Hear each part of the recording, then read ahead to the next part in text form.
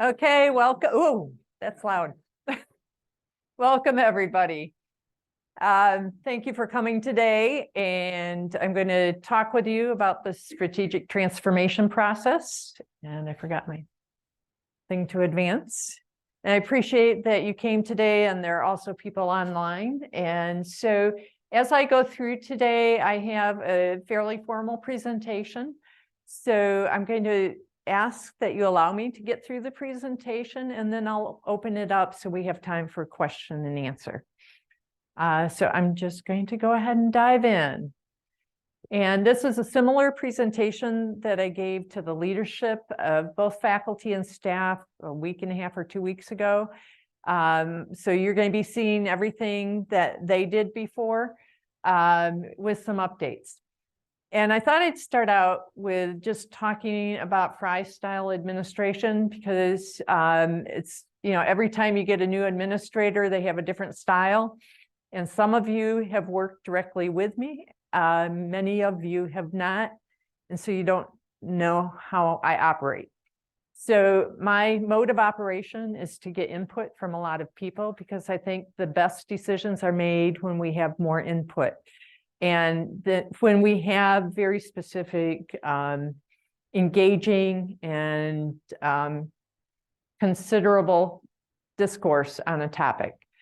And so you'll see patterns of that as I'm going through the talk.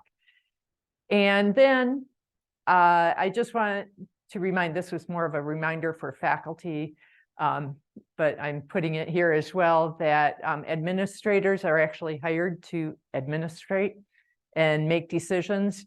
And so while we will be getting input from across campus, from faculty and staff, that it will be the administrators who make the final decisions on what's going down, that I'll present in Ann Arbor to the president and the regents.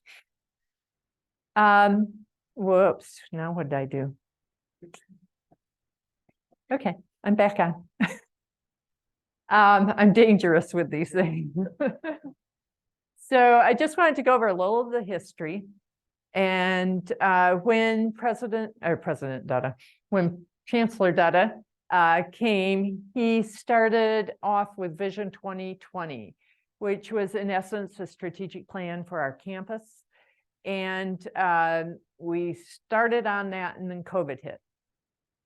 And COVID just disrupted everything, right? And then after that, he came back with the strategic transformation planning, because he had learned more about the campus, and so started the process.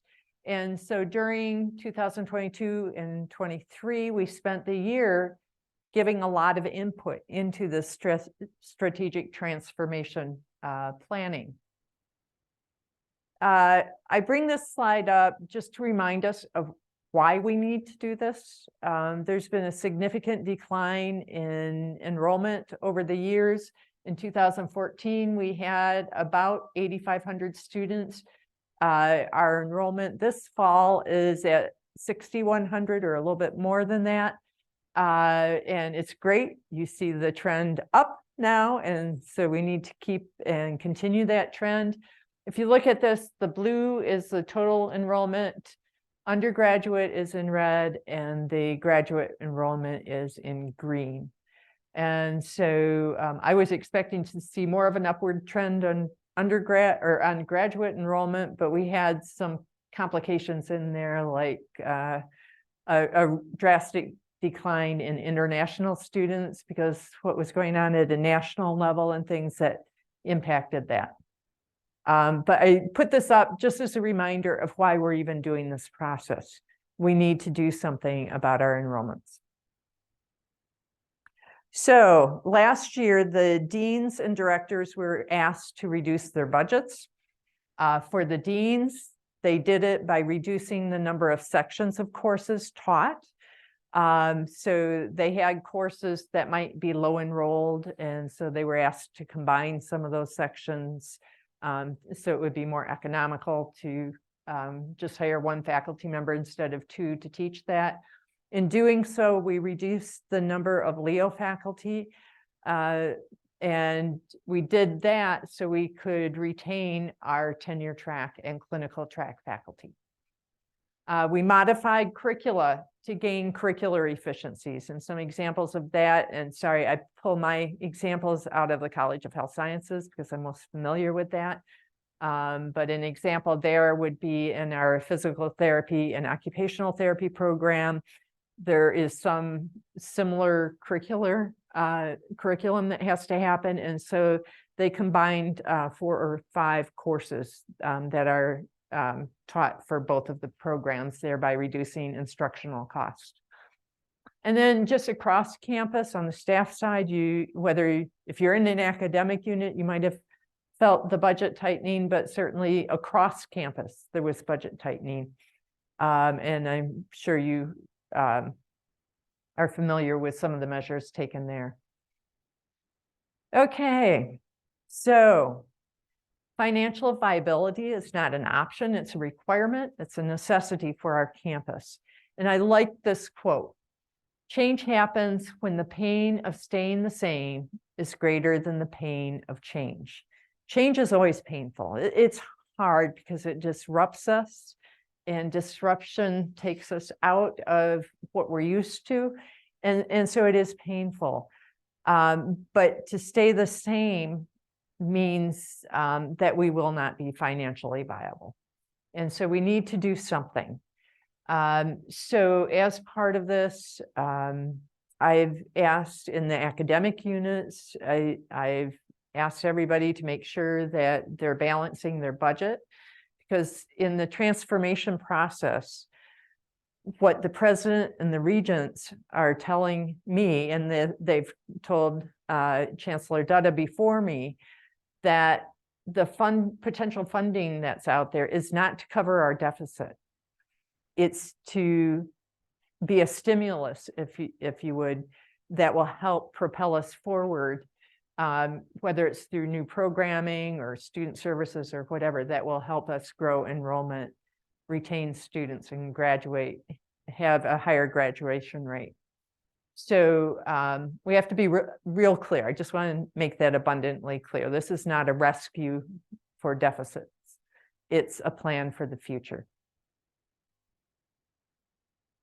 So last year, we did a lot of planning.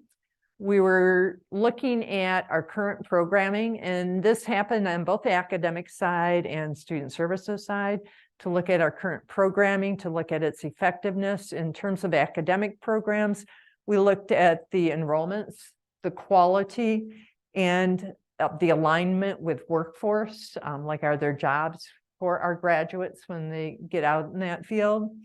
We explored new programs on the academic side, programs that would align with workforce needs going into the future. And then we identified student support programs that would help in the areas of recruitment, retention, and graduation.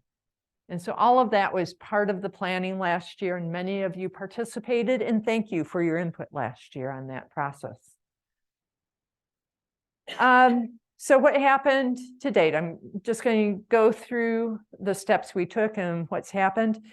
In May last year, a proposal for academic programs was taken to the regents by Chancellor Dutta and presented. And then in June, he took a proposal for the student services programs. And then July, he announced he was leaving, or it came out that he was leaving.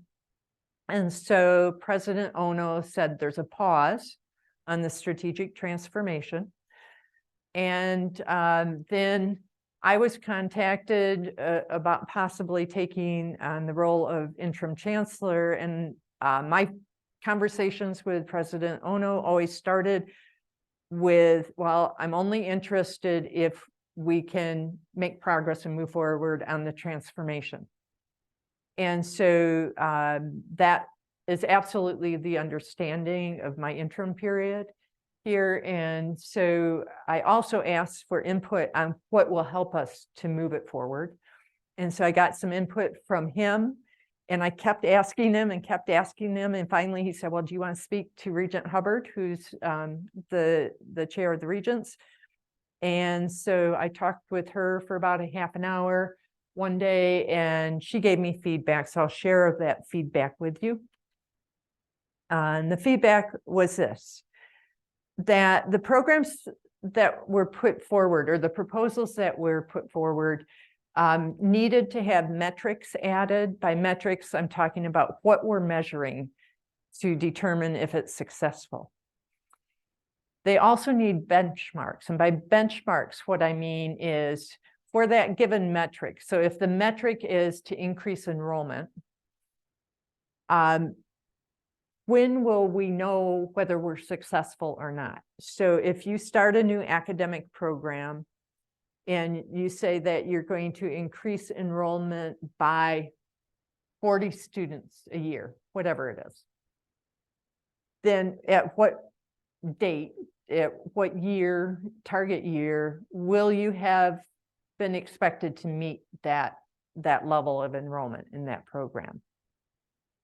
So they want the metric, what you're measuring, and the benchmark. And in terms of student services programming, it's the same thing. There need to be metrics, and the metrics and student services side are going to be more broad, because they may be about a lot of things. Are students getting actively advised? You know, I don't know. There's a whole list, and is Chris in here? Oh, there he is. He could probably bail me out on this with all the metrics. There's a whole list that have been generated of possible metrics. But we have to have benchmarks too. Sarah Hubbard said regarding the benchmarks, if we start a program and we don't hit our benchmark, there have to be decisions made. Because some of the programs that we put forward may be risky. They may be able to attract a lot of students, or maybe they didn't hit that mark. You know, markets change. Our ability to attract students may change. You know, maybe we're successful in some areas and not in others. So this is her wording. She wanted off-ramps built into the proposal. So a defined way that if a program doesn't meet its benchmark, and whether that's a program on the academic side or student services side, if it doesn't meet its benchmark, how are we going to off-ramp the program? In other words, how are we going to end the program? And so if it's an academic program, there's very specific rules within the university about how you put a program in moratorium with eventual closure. And so we would follow those. On the student services side, the process is perhaps less clear, but it needs to be laid out. So those are things that she mentioned. And then I know over the past year, some faculty have reached out to the regents and said, you're giving all this money and time and attention to Detroit. What about Flint? Why aren't you doing the same for us? And so she's the one that raised this with me. And she said, well, in Detroit, the difference between Flint and Detroit is that in Detroit, there's been a lot of community engagement. For example, the mayor of Detroit reached out to the regents, invited them to dinner to talk about some of the activities and things they're planning, and showed support in that way.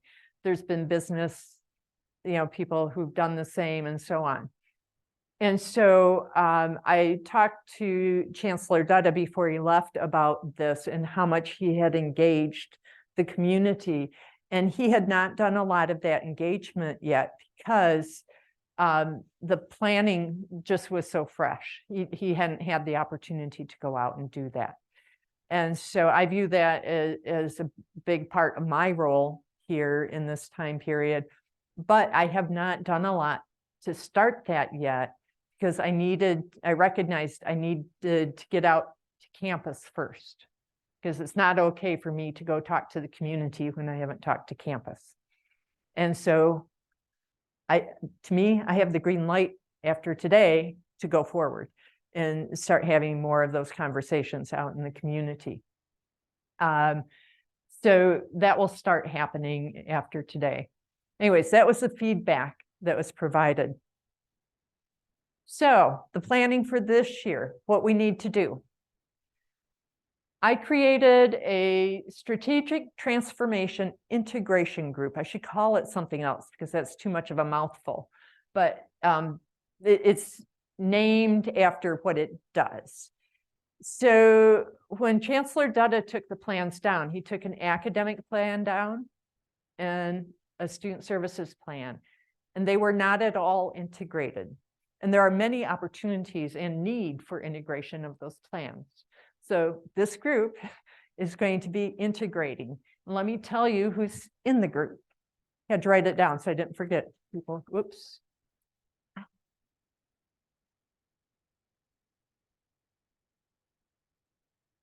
Okay. Whoops.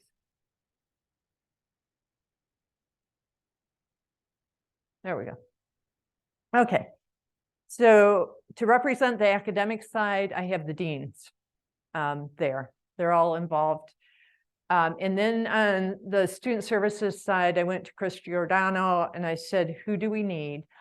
And let me tell you a little bit about what happened before that point, because all of the ideas that came in on the student services side, there were a ton of ideas that came in. Thank you for submitting them if you submitted any of them, because a lot of really great ideas. And the cabinet took those ideas a while back and looked at them. Some of them overlapped with each other, so they grouped them together as they could and I wouldn't say prioritize, but identified those that were worth further consideration. And then later, the deans were able to see that list and agreed with the assessment that the cabinet had made. And so we need to take that now and put legs on it. So that's part of what's happening. And the list of people, that's why I started talking about this, the list of people. Sorry, it's my second one today, and it's been a long day. Other than the deans, the people that Chris recommended to be involved were related to some of the things I'm going to share with you in the next few slides. Dawn Markell, Julie Snyder, Lisa Sankrat, Zachariah Matthew, and John Girdwood are all involved in that planning team. Then we also have some other folks who we reach out to, like almost every plan had advertising and marketing advertising. And so Rob is serving as a resource person to the group. Jerry Glasgow, because everything involves money, right? Jerry Glasgow is a resource person to the group as well as part of cabinet. And then that's the working group, but the working group will share things with cabinet when needed. And so we don't have a specific schedule for that, but as needed, we'll go present to cabinet or whatever in that process. So those are the people involved. And then also, I just wanted to share that the other folks involved, Chelsea is helping support the whole process and things. And then I've asked Yenner Candigan to come on as a special advisor to me in this process, because on the academic affairs side of the house, we have two large things going on this year. We have a Higher Learning Commission report that's due, and we have this transformation work, and it was really too much for one person to handle. So I've asked Sanja to focus on the higher learning reporting that has to go on, and I've asked Jenner to come on as a special advisor to me, in addition to his dean role, to help me organize the academic affairs side of this. And so Chris and Yenner and I form kind of the leaders of that team, and we work together and coordinate that.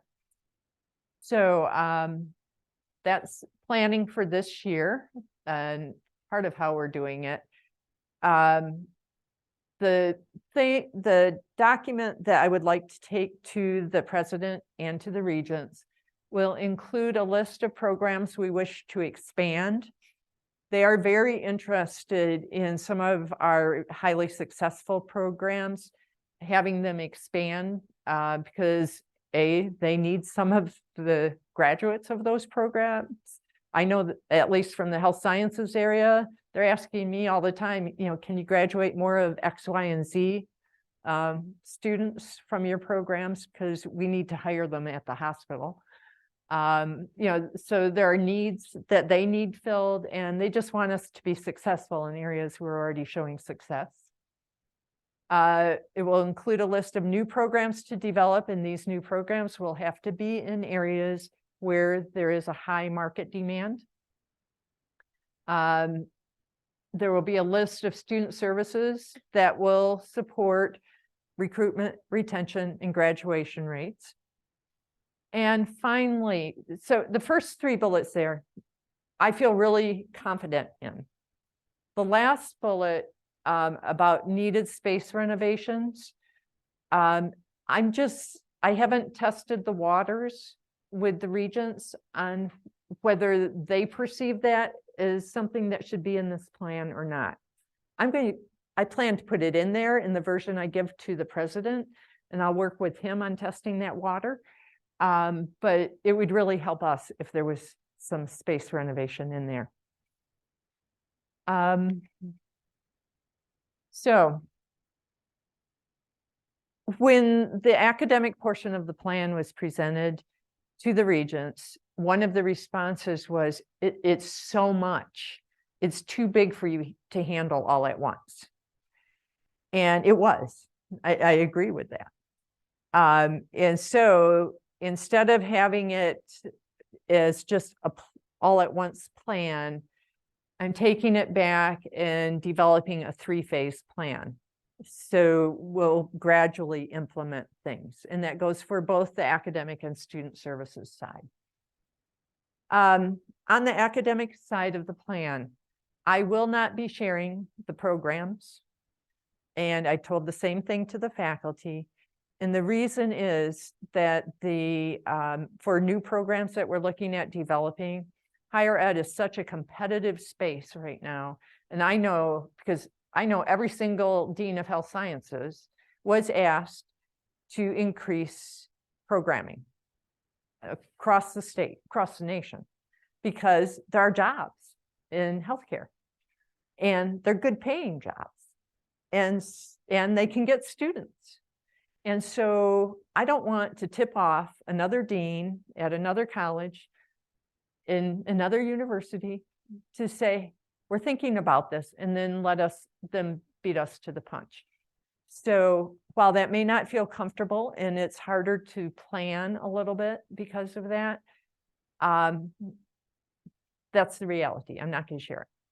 So, and Yenner and I were actually talking about this today, because we recognize that on the student services side, if you don't know what's going forward, it's harder to plan on the student services side.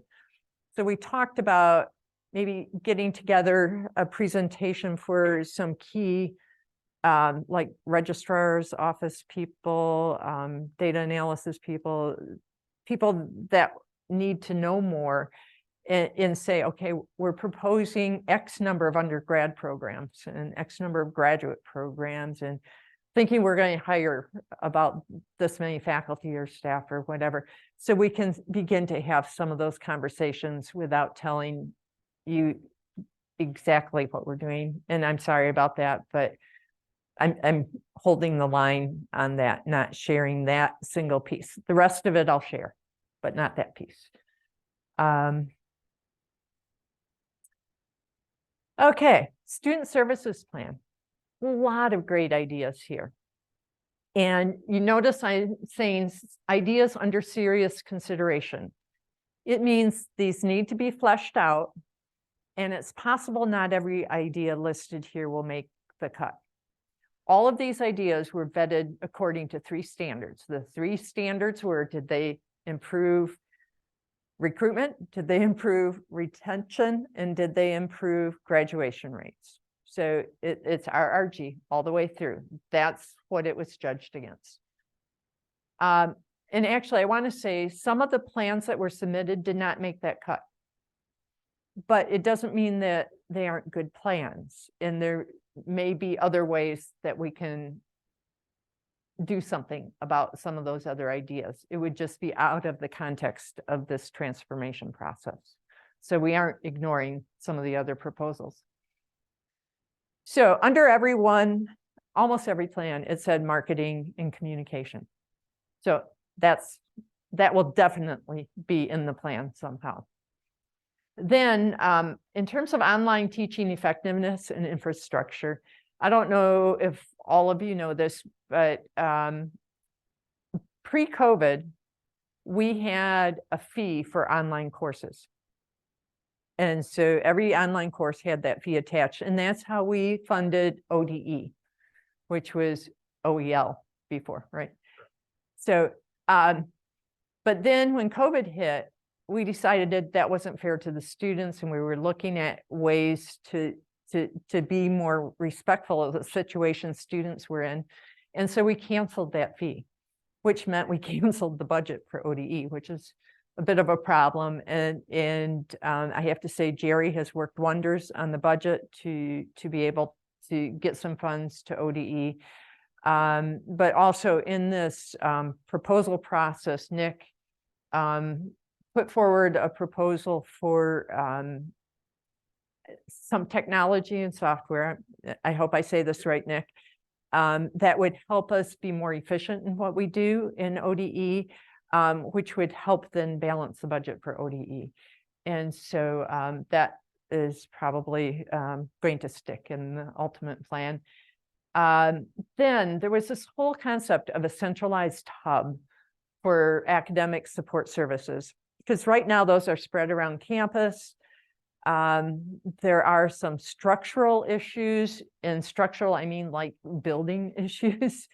I ran into this when I was a dean, because we would try to send people over to DAS, our students over to DAS for services, and there wasn't enough space for them to take their exams. I mean, so we just have some physical plant issues, and it would just be easier in terms of functionality if some of these different services were grouped together. There are a lot of reasons that this makes a lot of sense to do. And I'm hoping that we can include some building structure things in this plan, and that they'll be receptive to that, because I think this would be a real asset for our campus to do. Then international student recruitment and support came up.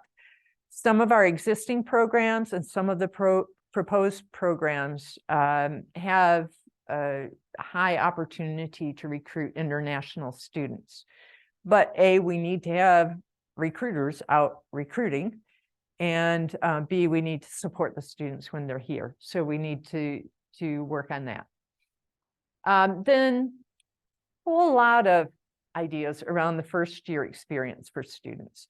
These came from both the academic and the student services side of the house. And, you know, there were a lot of ideas about things we could do with general education, and those came from both sides of the house, which was interesting. And just creative ideas, you know, could we do things like maybe cohort some students and engage them on campus, and then somehow, you know, have student services or student government do some things at the same time around those cohorted classes, so we get some more vibrancy on our campus, student engagement, because we all know that that helps with student success. And so there were ideas around that. That is going to take some conversation. That's a big thing. And it's going to take conversation between student services and academic affairs. And so we'll be working in our task group on figuring out how to make sure some of those conversations happen. We don't have that planned out yet, but we'll be working on that. And there are other areas where we just need cross-breeding of ideas to get that solid idea that will go forward. one of the ideas was for DEEP students to have a virtual expansion. This is one we aren't sure about. There are some good things about it, some bad things about it. So we're just trying to weigh that to see if that makes sense to go forward or not. But we're keeping it in the list for now. We need to really evaluate that. Upgrades in recreational facilities. There were a lot of ideas here. And it ran from actually having athletics, which you see athletics wasn't written there. That wasn't really supported by the cabinet and nor deans, I don't think. But recognizing that recreational facilities and recreational sports are really helpful for students. There is recognition of that, and so we want to evaluate for that for this plan. It could mean physical upgrades to the rec center. It could mean addition of outdoor playing fields that would be used both for, what do you call it, team sport, not team sport, club sports. I need you there to prompt me on this. The club sports, but also could potentially serve as a revenue source if we rent them out to other groups in the community and then bring more people to our campus. So, you know, there are a lot of ideas out there we'll be evaluating. And then finally, this is last on the list, but it doesn't mean it's any less important. These are not prioritized.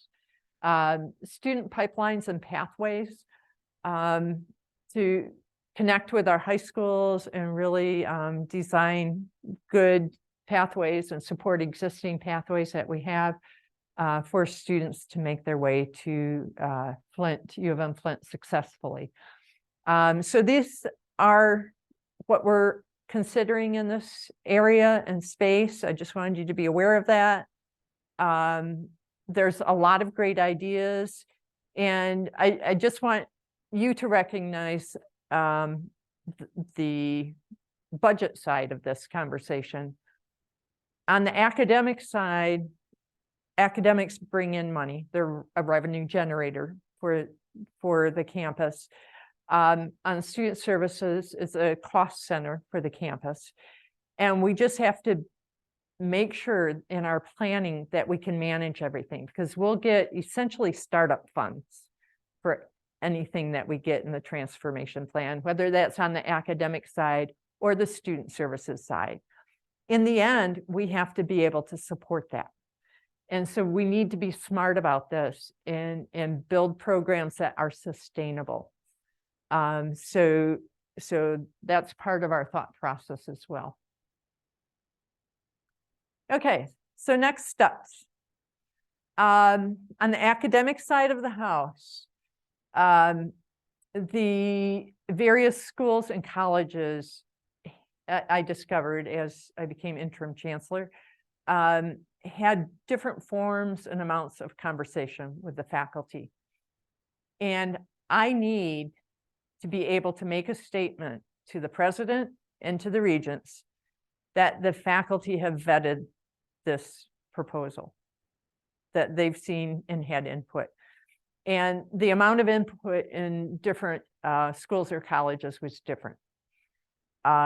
So, you know, I said this to the faculty as well. The College of Arts and Sciences did not have as much vetting with their faculty. And quite honestly, I totally understand that, because they didn't know who their faculty were with all the, you know, departments shifting around and things. That was a hard conversation for them to have. And so we're taking some time this fall to allow them to go back and have some of those conversations about programs and that type of thing. So the internal discussions in academic units, we've actually, Yenner and I met with each of the deans and their executive committees to talk about whatever they put forward, and to either confirm that that's still what they want and to go forward, or to work with them to get extra conversations with the faculty about that. Then the strategic transformation integration group actually has to integrate the plans so they make sense. You know, it was just two separate plans before, but they can't operate as two separate plans. They have to be integrated. And so we need to pull that together. Then obviously I'll take it down to President Ono and eventually to the regents. I have a tentative timeline that I'll share. It is very tentative because it relies on getting all the information in, and this is a lot of integration to do. There a lot more detail has to go on the plans on the student services side. A lot. We got to define those much better before I'll feel comfortable taking that down and then integrating it. It's just a lot of work. So I'm hoping to be able to have something to take and put before the president in January, and then get his feedback on it. And then if he's okay with it, then present it to the regents in February. But that's tentative, depending on how quickly we can progress. In the meantime, as things arise and we have new information or whatever, I will work with Rob to get communications out to campus and keep people posted.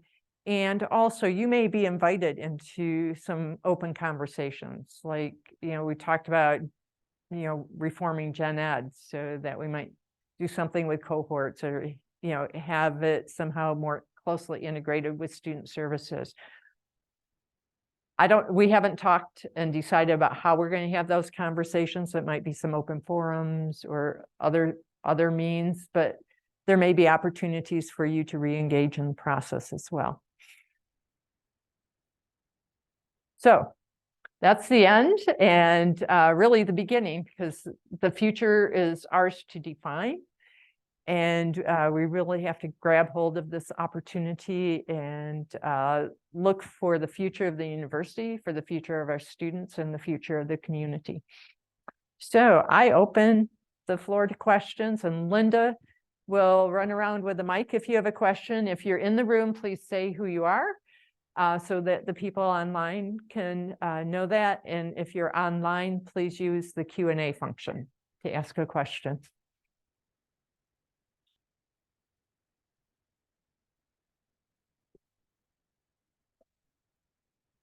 This question is from Harvey, I think Chip Evans. Are there any details on what the central hub for student services entails? That's a really good question, and no, there aren't. One of the things that you know is going on campus right now is the campus plan, and we're hoping that will help inform this process. Because we all have some ideas. I mean, there were proposals to put a hub in the library. There were other ideas that came forth.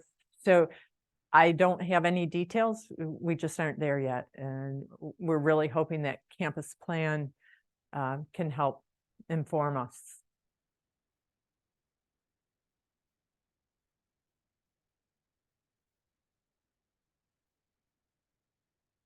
This question is from Nick Custer. Will there be additional partner and community engagement during this process? Yeah,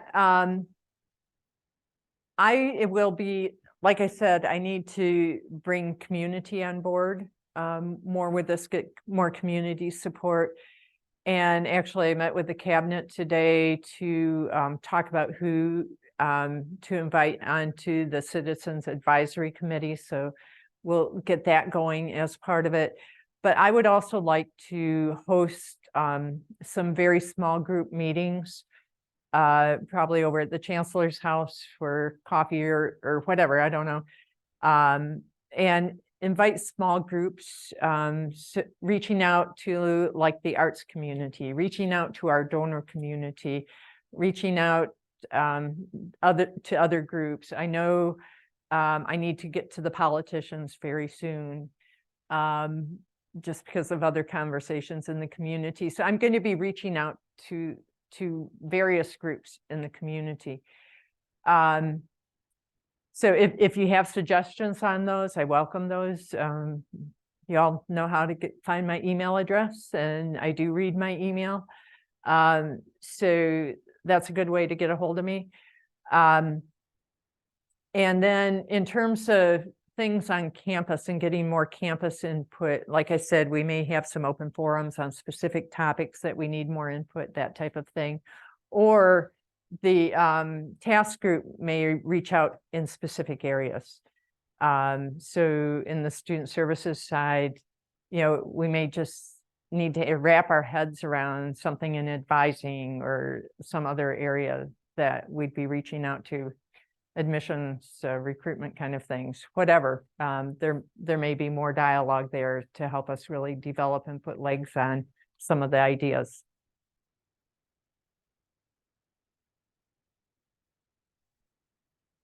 Oh, come on. You guys aren't that quiet.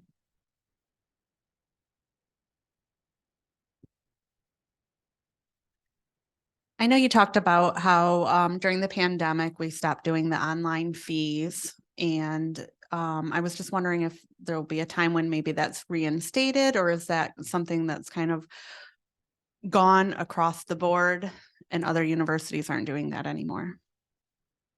I don't know if I can honestly say, I don't know if that's been considered. I know that I am not aware of it having been considered, and it wasn't in my thought process to consider that right now. I don't know about the future, but for right now, it's not even under discussion. Yep.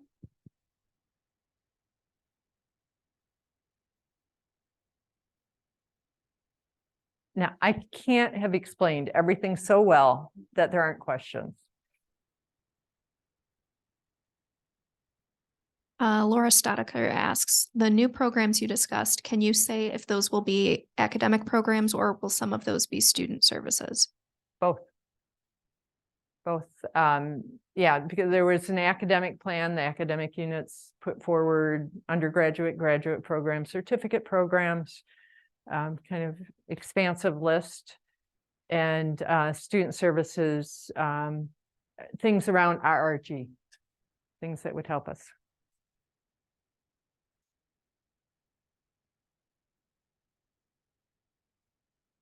Hi, this is Joe Vayner, Director of Undergraduate Admissions.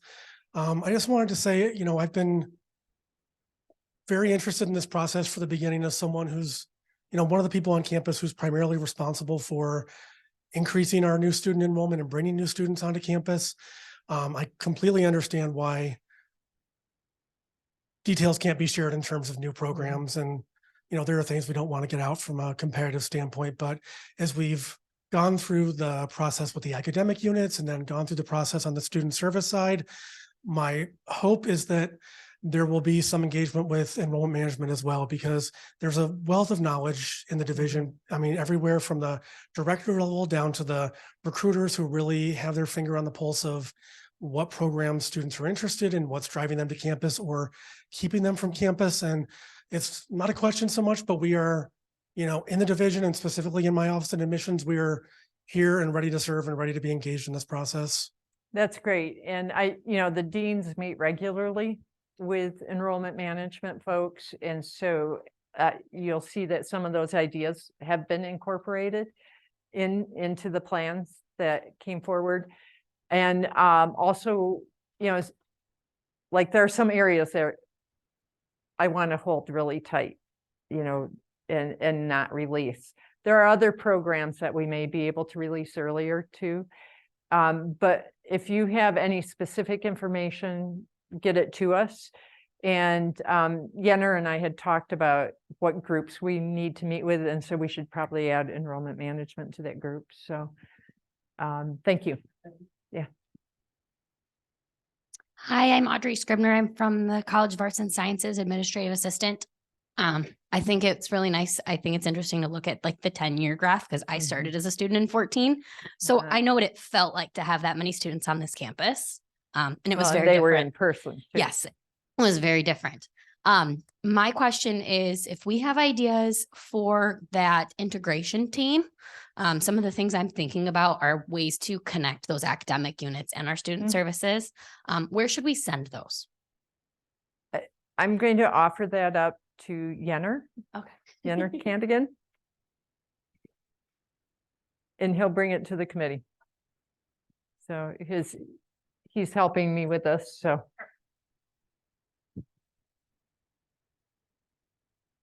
Hi, Suzanne Adam with undergraduate admissions.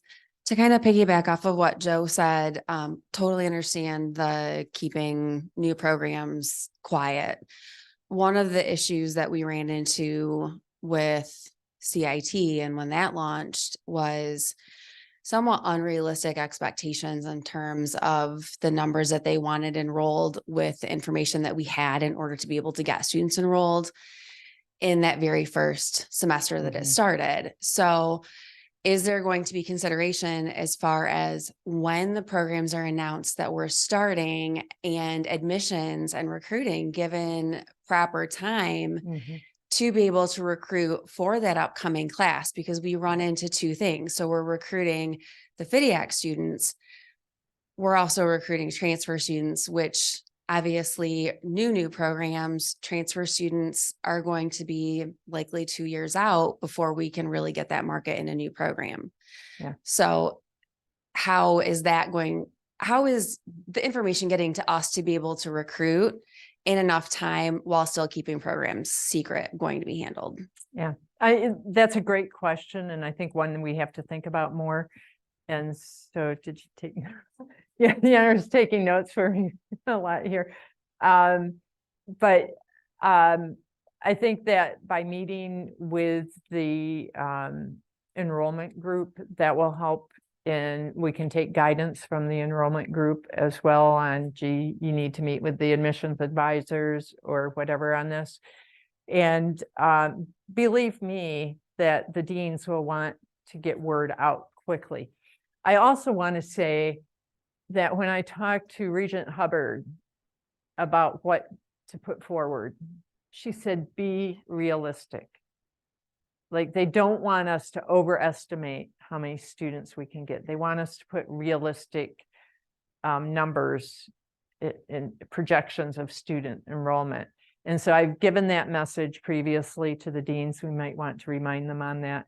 But, you know, I think what I was hearing you say is maybe we needed to temper those expectations from the deans, because it takes time to roll something out. And so, you know, maybe we can work with enrollment management to just talk about a general guideline for rollout of programs. So that could be a really helpful resource for the deans as they're putting forward the programs. So I know I always ran to Karen Arnold, who's no longer here. And I said, okay, I'm rolling something out. I need you to gather the crew. And she knew what it meant. And I didn't. And the first time I went to one of those meetings and there's 20 people in the room, I thought, it takes this many people. I didn't know as a dean, when I was a newbie dean, I didn't know all that back kind of work that happens. And so, you know, I appreciate that there's a whole, you know, a whole village that it takes to launch these programs. So I think, well, I'm glad you're bringing up these points because we need to work more on that, how that will roll out. This question's from Laura Stoudeker. The survey that we were asked to complete recently had some questions regarding sustainability. In what phase of the process will those ideas be considered? Which survey? Okay. And what was the question then again? So I think she's asking, in what phase of the process will those ideas be considered? But I think that's a separate, campus master plan is a separate process from what you're discussing here. The campus master plan is separate, but I'm assuming I will receive something in December, I think it is. on the campus master plan. And so we'll have that information that we can then build in and use as part of the plan that's going forward. And I'm not real sure how that master plan will be shared with campus. I haven't talked to George about that. So we'll get more information out to you on that.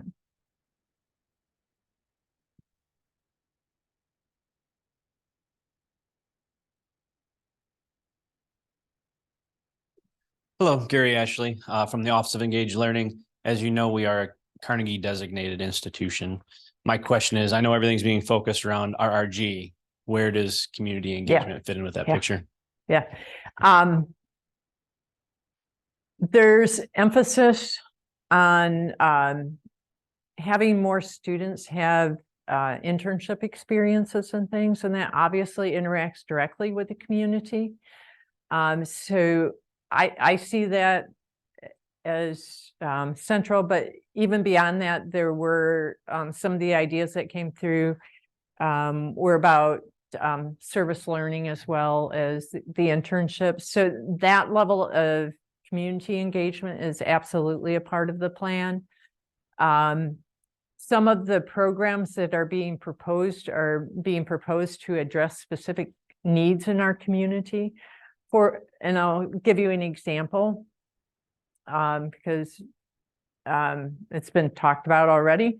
In the College of Health Sciences, we have a proposal that's been approved for a Master of Social Work, and the target population is to work in clinical social work, Masters of Clinical Social Work, and medical social work, because there's such a huge mental health need in our community. So we want to be responsive to the community in that area. So I imagine we'll be building more, and there's another program, I don't know how public it is, that we're considering that would also address mental health in one of the other units on campus. And so, we'll be responding to community needs in that way, and we'll have to engage with community partners there. So it's a variety of ways. And if we do something, if we develop some sports fields, if that makes it into the plan, there would be opportunities to engage just in a very different way with the community in terms of having more people on campus and things. So a variety of ways. Yeah.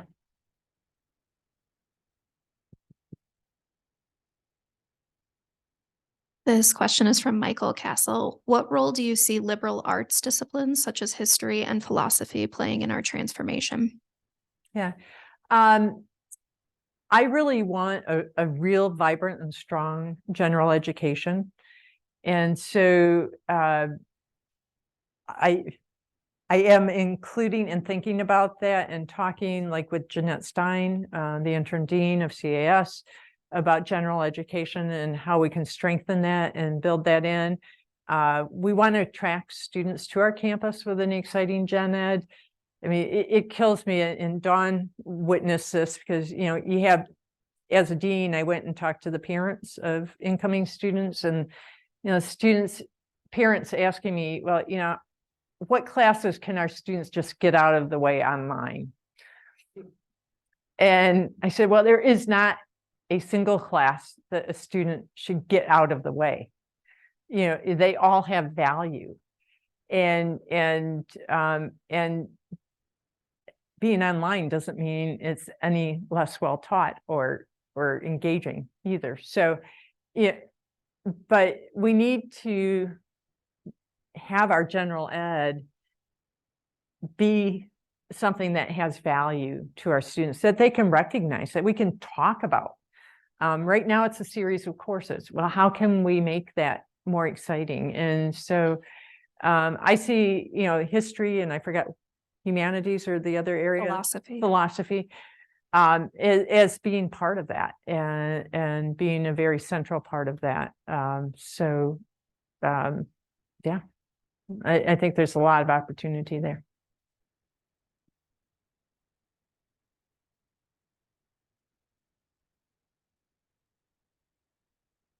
Hi, Julia Stulak with Recreational Services. I was just curious with the timeline that you've shared thus far, if you have a feel or information you can share on the timeline moving forward with, submitting the information back to Ann Arbor and everything. So anything you can share on the timeline moving forward. Well, I said that I would hope to be able to present something to the president in January. And it really depends on how well he feels that would be received by the regents, or if he would want some adjustments done. And I talk to him all the time. So, I'm hoping that at that point, I'll have something that he would feel comfortable with me moving forward with some tweaks, whatever.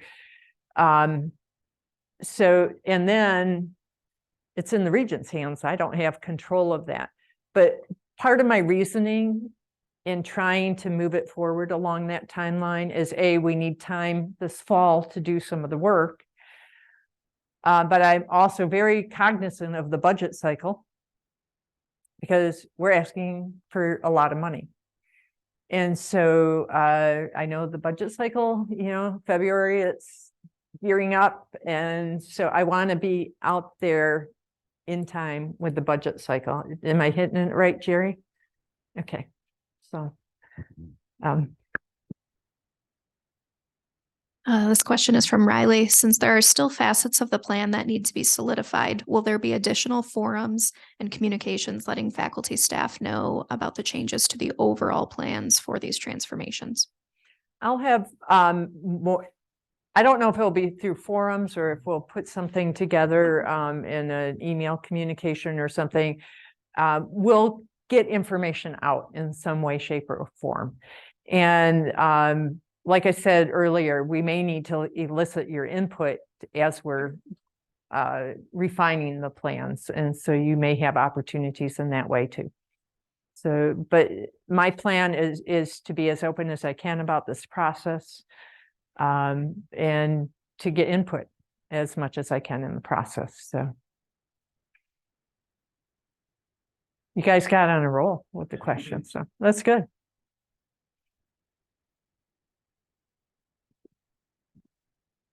Jerry's asking a question. And this won't be of you. How much advance time does admissions and marketing and digital strategies need on new programs? They're about a 2-year cycle before they even start, so that you definitely don't want to get the word out while you're developing something. Right. But is it a year prior to a start date? Okay, I mean, on the undergraduate side, we start revising our publications for the upcoming academic year in late spring or early summer. Oh, thank you. They're pretty well finalized by midsummer. So even if we're just thinking about, and the large majority of our freshman applications are coming in September, October, November. For transfer students, it's, starting in April and going all throughout the summer. So even just from a perspective of, can we get the majors in the publications and can we get them listed on the application? And when can we get the word out when the majority of students are applying? Then if I'm thinking about having impact for fall 25, I don't need every detail about a major, but I need to know what it's called and what unit it's going to be in by, at the very latest, May or June of fall of 2024. So we're talking about a little bit more than a year of advance notice. We can, if we go a little bit later, we can get it into our email plan and website, but not on our paper publications. If we go a couple months later, then the majority of our students have already applied, and then we're trying to convince them to change from the major they applied for to another major. So, when we come out with new academic programs in December, January, or February, like we have for the last couple of years, my mindset is any new undergrad enrollment we get in there for that first year is icing on the cake. I'm expecting nothing for FIDIAC and very little for transfer. So yeah, really a year and 3 months, ideally, at least to have a name of the program. And I don't know if you saw my facial expression. I know. Well, Because from the academic side of the house, we have so many approval processes to get things done that it's hard for us to make that timeline. We try. And here's the crux of your comment earlier, that we're in this dance, and we recognize you need that information as early as you can, and yet we have holdups on the academic side. We have to get formal approvals, and it just, yeah. And faculty aren't here in the summer. Yes. We count it as year 0 and we don't start year 1 until, Right. like, if we're not really announcing it until December. Yeah.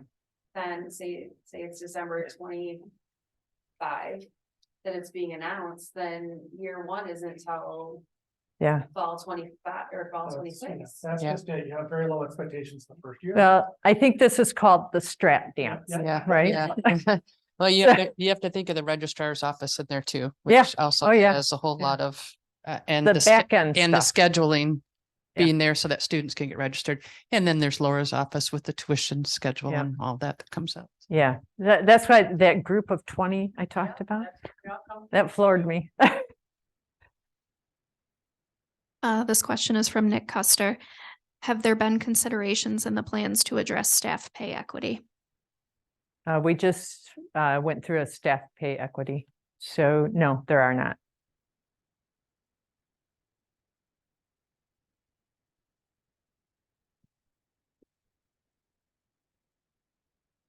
So Linda, can I just to build off what's going on back here? I do want to Nick Gasper, Online Digital Ed. So I always like to think, because I'm over here nestled in academic affairs, and part of my job is to help Joe like sell our programs.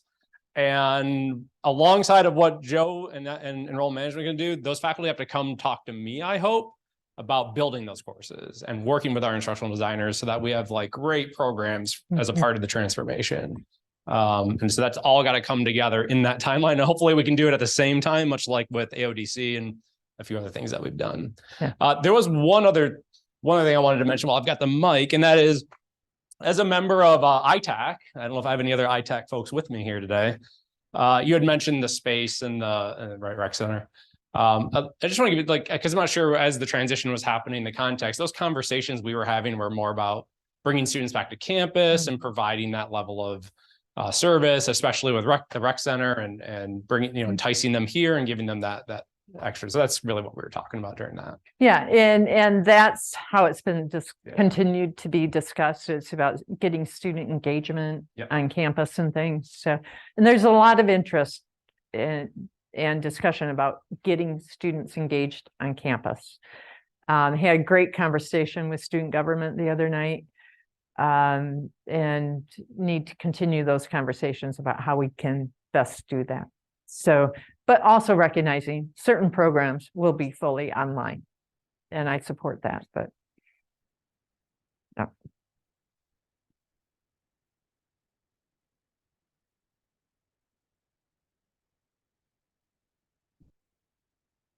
I'm Ellen Eccles. I almost said my maiden name.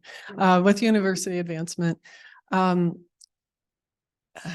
You talked about community engaging within community, kind of your next phase here. And to Gary's question about that, but I guess the other question I have would be, what do you envision for kind of community at large, and maybe rebuilding a bit of confidence about the campus?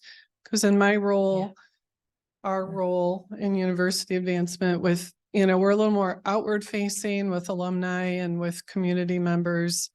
And especially in the last, year, there's been information circulating that people, are not necessarily in the know about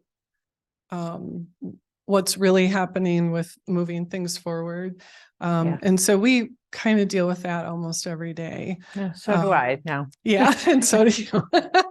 And I'm sure others here do as well. But, I think once you explain things to someone, they tend to be a little more relieved and on board, but that's usually like a one-on-one conversation. So as a campus, what are the thoughts in terms of, I guess, maybe a campaign, a positivity campaign, or real information? Rob, I'm looking at Rob, Yeah. you know, about this, and maybe not waiting until it's done, but doing it as we move along, because it does make things real challenging when we're out there trying to raise money to build or rebuild relationships with people, because we are an integral part of this community. Right. And I face that very frequently now, because I do get calls from people in the community. I'm out there. I am intentionally increasing my activity out in the community. I was already active. Someday I'll get some sleep again. But you know, Chancellor Dutta communicated about the critical needs on our campus, and he communicated that to key leaders in the community, to our donor base, other folks. And then the president said there's a pause. And then he took the pause off, but that was an internal communication, not an external communication. And so there is, I'm feeling like I'm having to walk back, not to say that we aren't, what Chancellor Dutta said was wrong. It's not wrong. It was right. And we needed that wake-up call. But the messaging was so intense out in the community.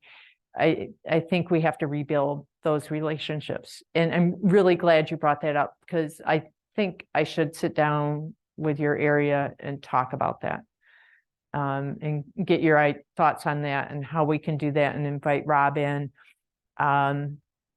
Is one of the things that I've been thinking about is how I always think about my audience when I'm up in front of people talking. And I've been thinking a lot about this in terms of the regents and presenting to them. And in that context, I've been thinking about our value proposition to the University of Michigan. And so we just had a conversation in cabinet today about our value proposition relative to the mission statement of the University of Michigan, Ann Arbor, and how we're valuable to them. So that's one of the ways, and maybe we could start some messaging around that. But also, I think we'll have to sit down and ponder on that some more, because I really, in the past week and a half, that's really come front and center to my mind about having to really do some, I don't want to call it repair, because it's not repair, but just some refocusing of that energy around UM-Flint. So I appreciate that you brought it up. And Ellen, kind of to your point, if you go on, one of the things that Donna and I did recently, I think it was probably 2.5 weeks ago. If you go to the strategic transformation webpage, we did update to a certain extent with what we could, the initiative, and provided an update on the landing page. So there is something there for you that you can use. And obviously we have to be careful about what we say, when we say it, and what gets put out into the public domain, because right now everything is still in that planning phase. So there's nothing solid that we can go out and trumpet. But one of the nice things that I have is I've got an interim chancellor who will do just about anything that I ask her to do from a media standpoint. And we're also fortunate that we're in a market that we have our own media, and we have good relationships with MLive and the TV stations. And while we don't have strategic transformation news to trumpet every day, I think one of the things that we've done a pretty good job with since I arrived, whenever it was 14 months ago, 16 months ago, is we've really done a good job of reestablishing our lines of communication, and those lines being very open with the media. I think we've gotten a lot more exposure with TV and MLive, particularly TV, in the time that I've been here. So while it may not be necessarily strategic transformation stuff, we've done a good job of training them to look for our stuff. One of the things that we did is we started implementing a weekly email that we send out joint specifically to the media that recaps all the stories that we've published on the website and pushed out on social for the prior week. And they've gotten so used to that a lot of them now are jumping ahead of when that email comes out and just sitting on the news site, which has been great, because there have been at least half a dozen times in the last year where they have come to us and said, hey, can we interview Professor so-and-so about the story you published yesterday?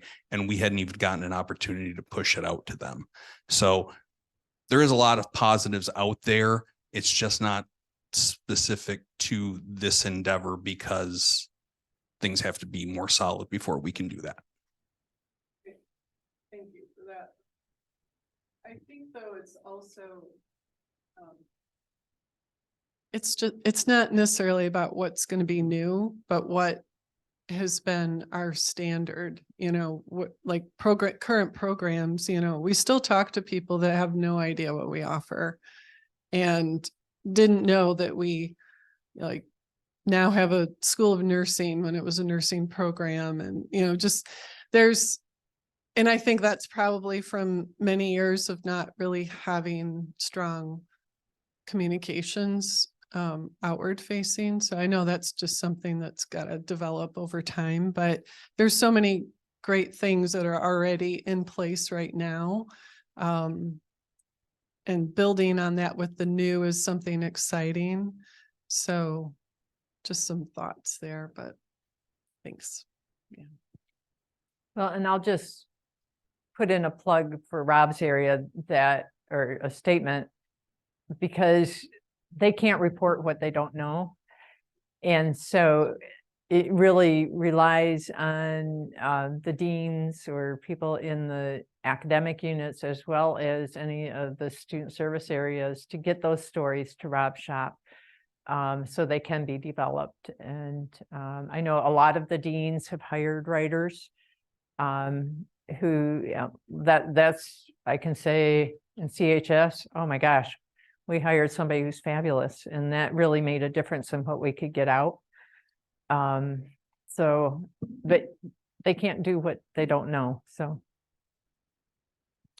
And a lot of the great programs, one in particular that Ellen just mentioned, will be featured in the next issue of Bridges, the alumni magazine, which is going to print this week. So yay. Stay tuned. Mary Jo Sikelski, University Advancement. Following up on Ellen's point, Gary's point from earlier, you know, Flint is not that large. And they need our students. Post-COVID, I've had so many individuals from the businesses up and down Saginaw Street say, when are the students going to be back, right? And they will be back. I am confident of that. But I feel like we need to also help our students navigate Flint, perhaps better than they do. And I wonder well, I'm not going to wonder. I'm going to encourage that we look at opportunities to partner with the campuses to our east and west, because they're within walkable distance. So many times when I'm driving home from work in the evenings, I pass by Atwood Stadium and it's empty. I know there's a new YMCA being built a few blocks away from campus. How can we partner, put ourselves out there, not duplicate efforts and tens of millions of dollars that are being invested in the city of Flint. Yes, do I want students active on campus? Absolutely. And I remember all of those days that are referred to from the past, right? When there wasn't enough room here to accommodate everyone. And yet, we have an obligation, I believe, to our community to support the redevelopment efforts that are going on in the city of Flint. And I would encourage that we look at any opportunity to partner and share resources and facilities. Thank you for the comment. And for the chair's comment.